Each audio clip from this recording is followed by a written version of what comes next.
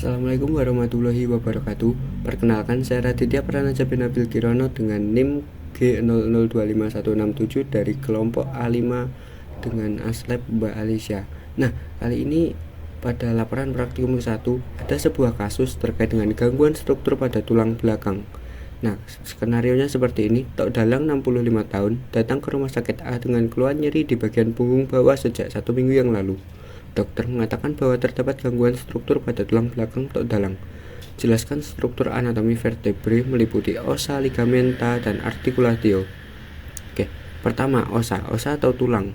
Tulang belakang sendiri terdiri dari setidaknya 5 region: cervical, thoracic, lumbar, sakral, dan kosigal. Cervix atau leher terdiri dari 7 buah tulang. Thoracic atau dada terdiri dari 12 tulang. Lumbar terdiri dari 5 tulang, sakral terdiri dari 5 tulang, dan kosigal terdiri dari 5 tulang. Nah, jadi tulang belakang manusia itu terdiri dari 32 osa. Nah, cervical region itu memiliki beberapa ciri khas, terutama pada C1, C2, dan C7. Oke, C1 atau os atlas. Os atlas itu merupakan os yang berada di paling atas dari tulang belakang yang nanti akan berartikulasi dengan kepala, occipital, yang itu nanti akan menciptakan gerakan rotasi ke kanan dan ke kiri dari kepala. Nah, bagian-bagian yang paling penting di sini itu ada di foramen transversum. Jadi foramen transversum akan berisi arteri karotik yang nanti akan mensuplai darah ke arah kepala. Nah, di sini itu juga ada fascias articularis superior untuk occipitalis dan fascias articularis inferior untuk di C2. Oke, lanjut. C2, os aksis. C2 ini mempunyai bentuk yang sangat unik karena ada apekdentis, jadi sebuah tonjolan yang sangat tinggi. Nah, apekdentis ini akan berartikulasi dengan bagian ini, dengan bagian fovea dentis, yang nanti itu akan menciptakan gerakan kepala dapat mengangguk ke atas dan ke bawah.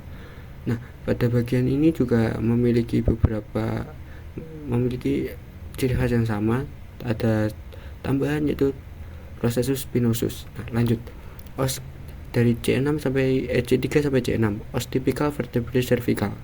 Nah, di sini itu bentuknya sudah mulai berbeda karena dia sudah memiliki sebuah korpus atau badan dan sebuah processus spinosus. Nah, processus spinosusnya ini juga berbeda dengan vertebrae yang lain karena dia terbagi menjadi 2. Mengapa? Jadi tujuannya itu nanti akan dilekati oleh sebuah ligamen. Nah, di sini itu juga tuberkulumnya itu ada 2, jadi yang posterior dan anterior.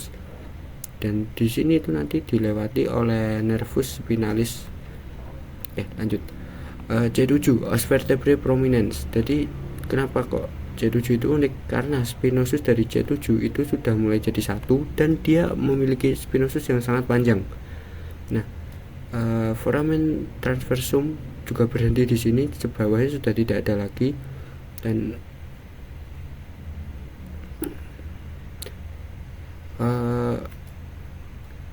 memiliki ciri khas yang itu di korpusnya lebih besar. Oke, lanjut. Thoracic region dapat dibaca di sini. Dia memiliki beberapa ciri khas pada beberapa bagian, tapi yang akan dibahas ada pada os typical vertebrae thoracic T1 sampai T8, os transitional vertebrae thoracic T9 sampai T12. Oke, lanjut.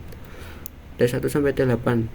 Nah, di bagian ini tadi kan ada foramen transversum. Di sini dia akan berganti menjadi foramen costotransversum. Di sini ada spinosus tetap sama, processus transversus, korpus yang lebih besar, ada pendiculus, foramen vertebrae, dan juga di sini tuh nanti ada fascias processus articularis zygapophysis superior dan zygapophysis inferior yang nanti itu akan berartikulasi untuk menyatukan bagian dari vertebrae. Lanjut. Bagiannya itu juga unik. Di sini itu ada 2. Jadi si costae dia itu akan demi-face. Jadi dia akan berartikulasi pada 2 muka. Nah, T9 sampai T12 os transitional vertebrae. Dia memiliki ciri khas yang hampir sama, tapi bedanya itu dia ada di artikulasi dia dengan coste. Dia hanya single phase, jadi dia hanya berartikulasi pada satu titik di bagian processus transversus. Nah, lanjut. Nah, tadi kan kasus ada punggung bagian bawah. Nah, kemungkinan besar itu ada di regio lumbar. Regio lumbar itu osnya itu mirip-mirip semua, jadi tidak ada bagian yang khusus. Nah, T1 sampai T5 os transitional vertebrae lumbar. Nah, lumbar sendiri dia memiliki korpus yang sangat besar, terutama di ini harusnya L. Di L5 itu memiliki korpus yang sangat besar. Nah, di sini tuh ada bagian-bagian unik. Jadi dia ada processus mammillaris, processus accessorius dan spinosus. Dan sama sih spinosus dan pendiculus yang sama. Oke. Lanjut. Nah, sacral region. Sacral tadi kan terdiri dari 5 tulang. Ini 1, 2, 3, 4, 5. Nah, di dalam jadi persatuan dari 5 sakral itu akan membentuk linea transverse. Nah, di bagian anterior itu akan ada foramina sacralis anterior. Nah, di bagian belakang itu nanti akan ada foramina sacralis posterior, serta ada beberapa krista, yaitu krista medialis dan krista lateralis. Nah, selain itu juga ada bagian penting lain, yaitu promotorium. Promotorium itu nanti akan jadi artikulasi dari lumbar 5. Selain itu juga ada canalis sacralis, itu nanti akan menjadi jalur mungkin ujung dari medulla spinalis. Dan juga di bagian lateral itu ada fascias articularis. Nah, fascias articularis itu akan berartikulasi dengan os coccyx yang nanti akan membentuk bagian ekstremitas bawah. Oke, lanjut. Nah, coccygeal region tidak ada yang terlalu spesial dari bagian ini, cuma tulang kecil yang terdiri dari 5 bagian, 1, 2, 3, 4, 5. Oke, lanjut. Ligamentum. Nah, ligamentum di sini itu ada ligamentum utama dan ligamentum adisional yang berfungsi sebagai suportif. Di bagian utama itu ada anterior longitudinal ligamentum AL, posterior longitudinal ligamentum LL, ligamentum flavum, interspinosus ligamen, supraspinosus ligamen, dan bagian suportif itu ada ligamentum nusae, intertransverse ligamen, zygapophyseal ligamen. Lanjut. Nah, di sini anterior longitudinal ligamentum, dia itu ada di bagian depan dari korpus vertebrae. Nah, di bagian belakang dari korpus itu ada posterior longitudinal ligamentum. Nah, di bagian belakang korpus kan ada terbentuk sebuah foramen tadi, foramen intervertebralis. Nah, kalau dia bersatu dari menjadi tulang belakang, dia itu nanti akan jadi canalis intervertebralis. Nah, canalis itu nanti bagian posterior akan dilapisi oleh ligamentum flavum. Nah, di bagian spinosus atas nanti akan ada ligamentum supraspinosus, sedangkan ligamentum bagian bawah itu spinosus bagian bawah itu akan ada ligamentum infraspinosus. Nah, untuk bagian ligamentum suportif itu ada ligamentum nusae. Tadi kan dia ada di spinosus cervical itu ada yang bagian yang terbelah. Nah, itu nanti akan jadi bagian dari penempelan dari ligamentum. Dan di bagian yang ketujuh tadi kan paling panjang, nah dia juga sekaligus menjadi bagian ujung inferior dari ligamentum nusae. Lanjut, artikulasio. Di sini ada 6 artikulasio, yaitu artikulasio intervertebralis, artikulasio zygapophyseal, artikulasio atlanto-occipital, artikulasio atlanto-axialis, artikulasio lumbosacralis, dan artikulasio sacro-coccygea. Nah, untuk tipenya bisa dibaca sendiri di sini dan fungsi-fungsi dan gerakan. Oke, lanjut. Nah, artikulasio. Nah, artikulasio intervertebralis itu menghubungkan antar satu korpus dengan korpus lain dari vertebrae. Nih, dia ada di bagian korpus. Nah, kalau artikulasio zygapophyseal tadi kan ada fascias articularis zygapophyseal superior sama inferior. Nah, itu nanti akan saling berartikulasi. Nah, bagian ini tuh ada di bagian yang dekat dengan processus transversus dan spinosus, bagian posterior dari vertebrae. Juga ada artikulasio atlanto-occipital tuh antara occipital dengan os atlas os atlas, dan ada atlanto-axiale os atlas dengan os axialis. Lanjut, ada artikulasio lumbosakralis, dia antara lumbar 5 dengan sakral. Artikulasio coccygeal antara os sacrum dengan os coccygeal. Nah, kesimpulan tadi kan kasus lansia 65 tahun datang ke rumah sakit A mengeluhkan nyeri di bagian punggung bawah. Dokter mengatakan ada gangguan struktur pada tulang belakangnya, dugaan ada herniated disc. Jadi kan tadi di bagian artikulasio invertebralis ini ada diskus intervertebralis. Nah, dia itu bisa saja kayak pecah dan mengarah ke belakang. Nah, belakang dari diskus itu ada medula spinalis. Nah, kalau dia sampai kayak kejepit, itu akan menyebabkan sensasi nyeri yang luar biasa. Selain itu juga ada spondylosis dan muscle strain. Nah, cukup sekian pembahasan yang bisa saya sampaikan. Mohon maaf bila ada salah kata. Wassalamualaikum warahmatullahi wabarakatuh. Assalamualaikum warahmatullahi wabarakatuh. Perkenalkan, saya Raditya Pranajabe Nabil Kirono dengan NIM G00251167 dari kelompok A5 dengan ASLab Mbak Alicia. Nah, laporan praktikum kedua terkait dengan studi kasus gangguan sistem saraf tepi pada plexus brachialis. Skenario, seorang anak bernama Dudung, 9 tahun, datang ke IGD setelah jatuh dari pohon mangga. Dia terjatuh dengan posisi miring ke kiri. Saat ini Dudung mengalami kelemahan gerak dan kehilangan sensasi di sepanjang lengan kiri. Dokter mencurigai adanya cedera pada plexus brachialis kirinya. Jelaskan rangkaian dan susunan dari plexus brachialis. Plexus brachialis, apa itu plexus brachialis? Dia adalah sistem jaringan yang berfungsi untuk sistem sensorik, motorik, dan otonom dari ekstremitas atas. Bagiannya terdiri dari apa? Ada bagian root, trunk, division, cord, dan branch.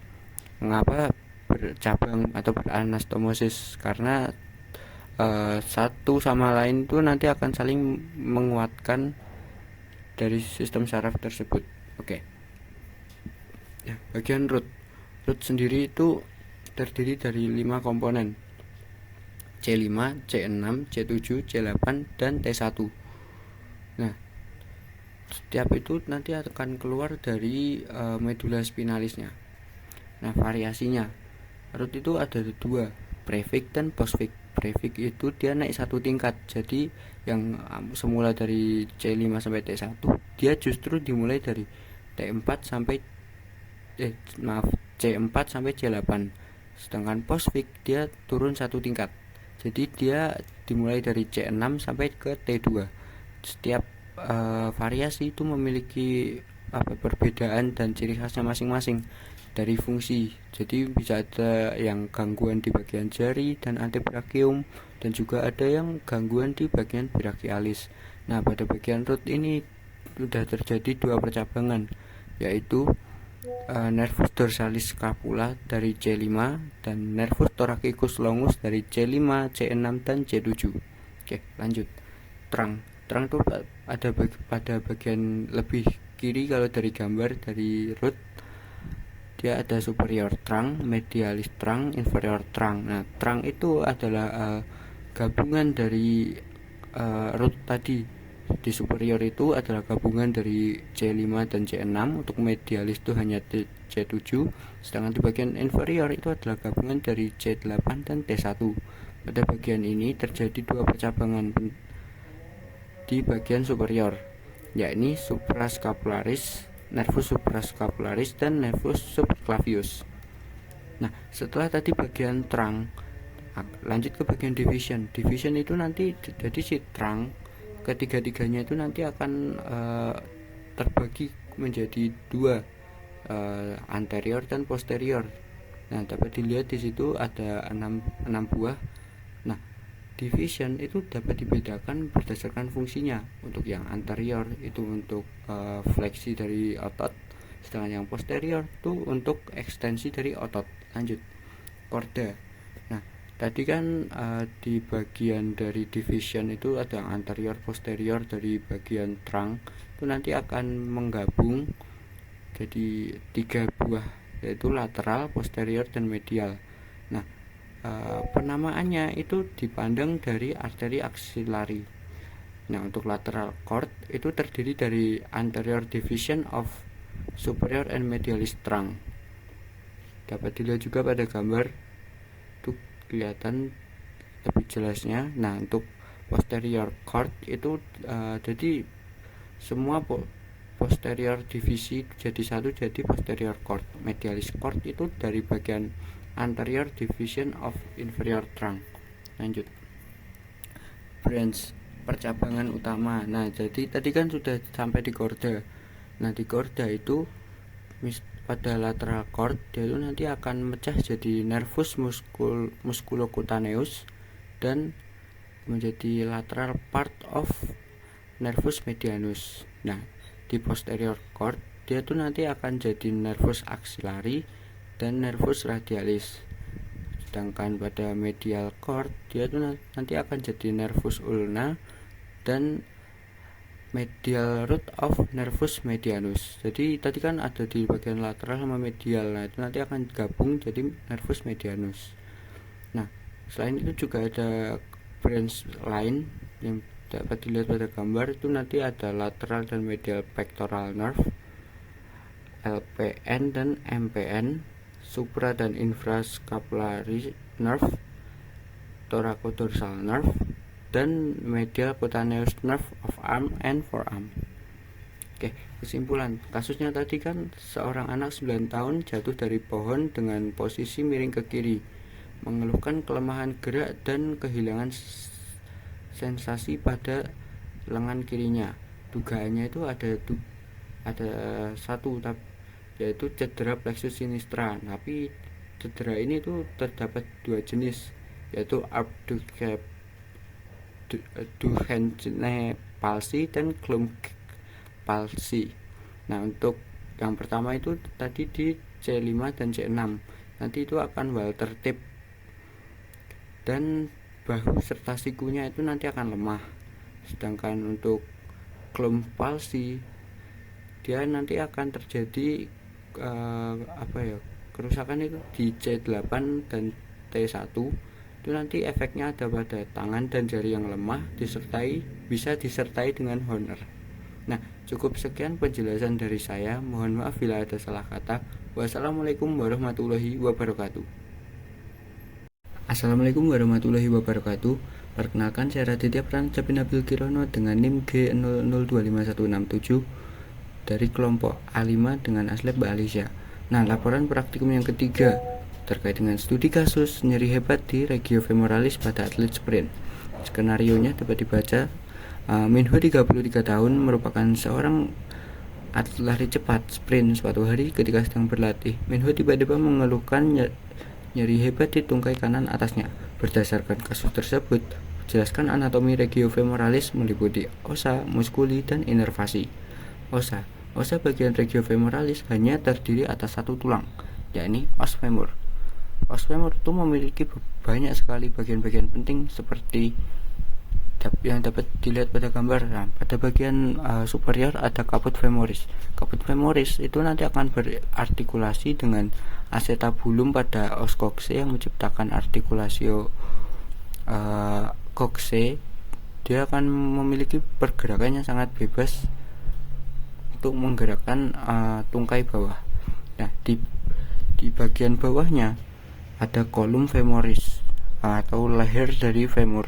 Nah, bagian ini karena bagian ini cukup kecil, bagian ini cukup sering terjadi patah. Nah, bagian yang paling besar adalah corpus femoris atau badan dari femur itu sendiri. Nah, selain itu juga ada 2 tonjolan besar, yaitu trochanter mayor dan minor. Dapat dilihat pada gambar yang kiri. Yang trochanter mayor itu ada bagian atas itu yang besar, dan trochanter minor itu ada yang bagian sedikit lebih kecil di bawah. Nah, trochanter mayor dan minor ini lebih lebih didominasi itu di bagian belakang. Dan juga ada tuberoksitas. Di situ di bawah dari trochanter minor tuh ada tulisan trochanter gluteus. Nah, itu nanti akan menjadi insertio dari musculo gluteus maximus. Nah, selain itu juga ada tuberculum di bagian bawah, tuberculum adductorium. Itu nanti menjadi insertio dari otot-otot adductorius. Nah, juga ada linea, ada dua linea, linea pectinea dan linea aspera. Linea pectinea sendiri itu ada juga linea lain, yakni linea supracondylaris, medialis dan lateralis. Nah, untuk linea pectinea itu nanti akan menjadi insertio dari musculopectineus, dan untuk linea aspera itu nanti akan menjadi origo dari adduktor magnus dan juga origo dari bicep femoris caput brevis. Nah, untuk linea supracondylaris itu ada di bagian atas dari condylaris. Nah, untuk bagian crista itu ada di bagian atas itu, di antara trochanter mayor dan trochanter minor, makanya dinamai crista intertrochanterica. Nah, di bagian bawah itu ada dua buah seperti benjolan, itu ada condylus medialis dan condylus lateralis. Nah, di bagian tepinya itu ada epicondylus, ada medialis dan juga lateralis. Nah, bagian ini tuh nanti akan berartikulasi dengan ostibia yang menggabungkan bagian tungkai atas dan tungkai bawah, kaki bagian atas dan kaki bagian bawah. Dan juga ada fossa di bagian antara dari condylus, fossa intercondylaris, dan bagian fascia poplitea atau mudahnya itu di bagian tengah atas dari kedua condylus. Nah, muskuli atau otot. Nah, di sini tuh dibagi menjadi 3 bagian menurut regio-regionya, anterior, medialis dan posterior. Untuk anterior itu ada musculus sartorius, pectineus, iliopsoas yang terdiri dari iliacus dan psoas mayor, rectus femoris, vastus medialis, lateralis dan intermedialis, dan musculotensor fascia lata. Nah, hampir semua dari bagian ini tuh diinervasi oleh nervus femoralis, tapi pada beberapa muskulus itu diinervasi oleh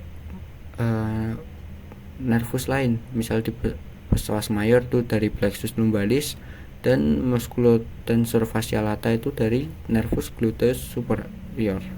Untuk bagian medialis semuanya tuh diinervasi oleh nervus obturatorius, dan di bagian ini tuh ada ada musculogracilis, musculoadductor brevis, longus, dan magnum. Nah, untuk bagian magnum tuh nanti dia juga diinervasi oleh ischiadicus, nervus ischiadicus, dan musculo obturatorior externus. Untuk bagian posterior itu ada nervus ischiadicus.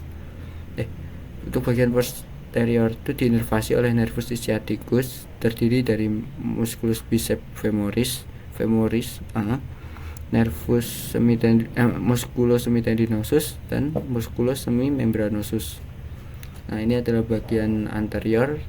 Gambar bagian kiri itu identik dengan namanya quadriceps. Jadi ada rectus femoris, vastus medialis, vastus intermedius, vastus lateralis.